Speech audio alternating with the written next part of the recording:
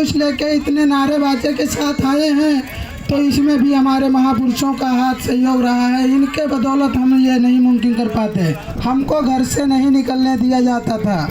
हमारे लिए दिन दोपहरिया का समय रखा गया था जब घर से कोई नहीं निकलता था। हमारे गले में हाड़ी होती थी, हमारे पीछे झाड़ू होता था कि हमारे पाँव के निशान न छूट जाएं, हम गले से जो थूक निकालें वो कहीं रोड पे न गिर जाए। ये सब दूर करके बाबा साहब ने हमें जो अधिकार दिया है वो संवैधानिक अधिकार है। उस संविधान की रक्षा करना हमारा कर्तव्य है।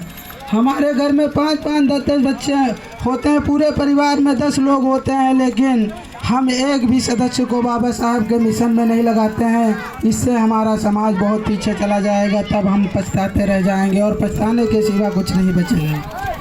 बाबा साहब भीमराव अम्बेडकर ने कहा था कि हमारा समाज दूसरों के पांव छूकर अपना जीवन जीता आया है। मैं ऐसा नहीं चाहता हूं कि मेरा समाज कभी किसी के पांव छुए। हमारा समाज पांव छूकर अपनी जिम्मेदारियों को भुला देना चाहता है।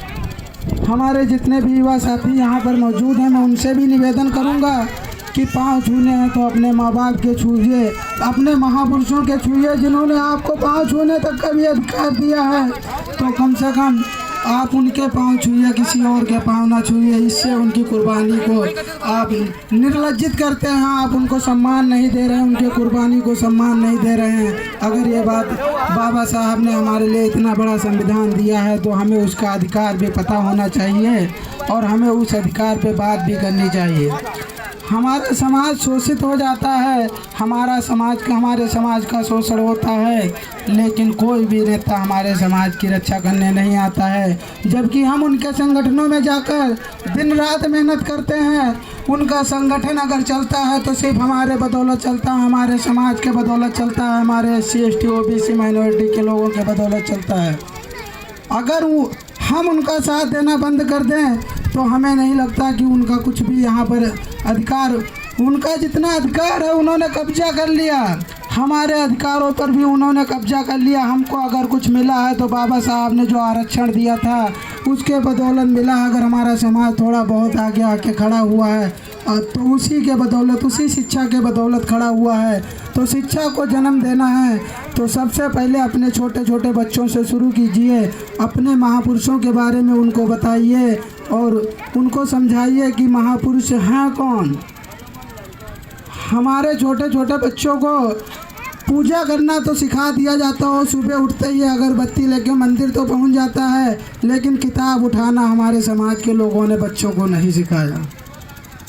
हम तो यह तो सिखा देते हैं कि पूजा करने से ये चीज़ प्राप्त होएगी, लेकिन उनको जीवन में जो चीज़ प्राप्त होनी है वो पूजा से नहीं, किताबों से प्राप्त होगी। अगर उनका जीवन सुदृढ़ और सुंदर बनेगा तो सिर्फ किताबों से बनेगा।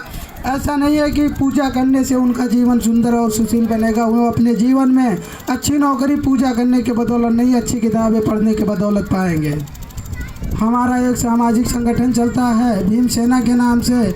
मैं यहाँ पे उपस्थित सभी साथियों से निवेदन करता हूँ कि समाज का अगर भला करना है तो संगठन में रहना होगा, क्योंकि बाबा साहब ने कहा था कि शिक्षित बनो, संगठित रहो और संघर्ष करो।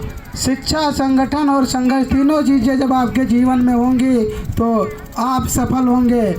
मैं आपको आपकी भाषा में एक छोटा सा उदाहरण दूंगा। यहाँ पर कोई भी हो, कोई भी जानवर हो, कितना भी बड़ा बलशाली हो, आप उसको जब लाठी डंडे से मारते हैं तो वो चला जाता है। हाथी को आप किसी नुकीले चीज़ से मारिए वो चला जाएगा, लेकिन अगर आप उस मधुमक्खी के छत्ते में एक पत्थर मारेंगे तो मुझे नहीं लगता कि मधुमक्खी चली जाएंगी। चोट तो 1-2 को ही लगेगा। आप जब पत्थर मारेंगे मधुमक्खी के छत्ते में तो चोट सिर्फ 1-2 मधुमक्खियों को लगेगा, लेकिन सारी मधुमक्खी एक साथ आपको घेर लेंगी। जब तक आप अपने घर में नहीं घुस जाते मधुमक्खी पीछा नहीं छोड़ती। तो